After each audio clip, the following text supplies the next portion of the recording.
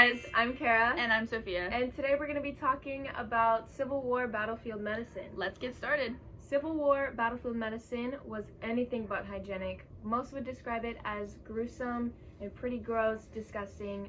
Unhygienic and unsanitary are two pretty good words to describe it. Let's start at the beginning. At the Battle of Bull Run... No, I said it wrong. The Battle of Bull Run in Manassas, Virginia proved how unprepared the Union was from a medical standpoint. Although casualties in this war weren't as great as those in other wars, it set the stage for the many medical challenges to come. It's often made clear that the Civil War was a crucial turning point for medicine. Let's take a look back at some of the reasons why. The Civil War inspired the first real use of triage in the country and a widespread use of anesthetics and antibiotics. And painkillers. That's important too.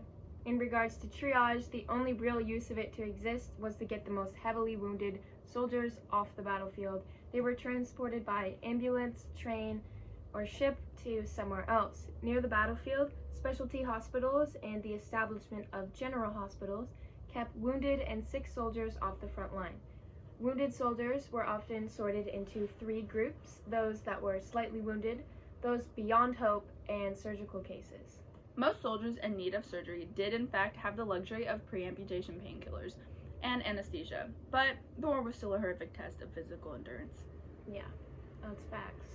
Speaking of surgery, some of the things I read about the surgeries performed were pretty disgusting and scary. The most common battlefield surgery was amputation.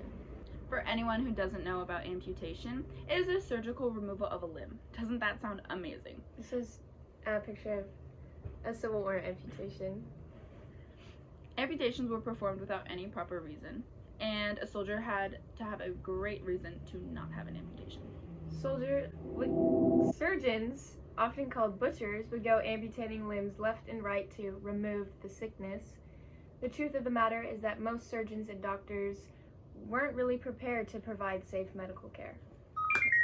Many doctors had their first introduction to surgery on the battlefield, and those that had experience only had about 2 years. Ill preparedness was a huge cause of casualties. Due to this lack of resource, especially in the Southern Army, sponges and instruments used to amputees were only cleaned off in bloody water and used again on the next person.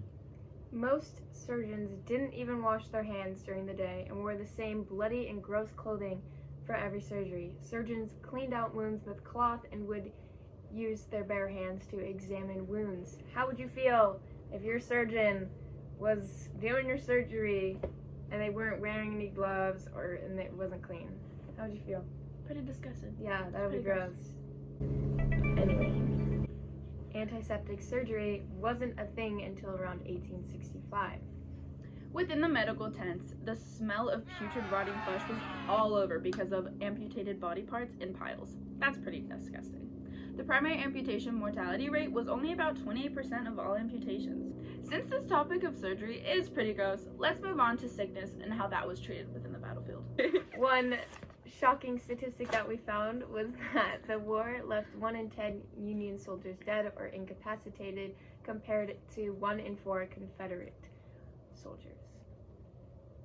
That sucks for the Confederate soldiers. They'd be dying. Yeah. Diseases such as dysentery, typhoid fever, pneumonia, mumps, measles, and tuberculosis went through unsanitary camps, and there wasn't much done to effectively treat these diseases. Methods of clean and safe treatment weren't thought of until after the Civil War. Instead of the proper medicine, more aggressive methods, including treating syphilis with mercury, was often found worse than the diseases themselves. Approximately 2/3 of all soldiers killed in battle died by disease or medical complication, not even by the conflict of the war itself. There's a loud truck.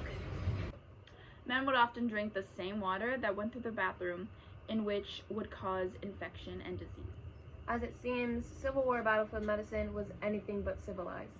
Doctors, nurses, and surgeons were not prepared at all to deal with so many wounded and diseased soldiers.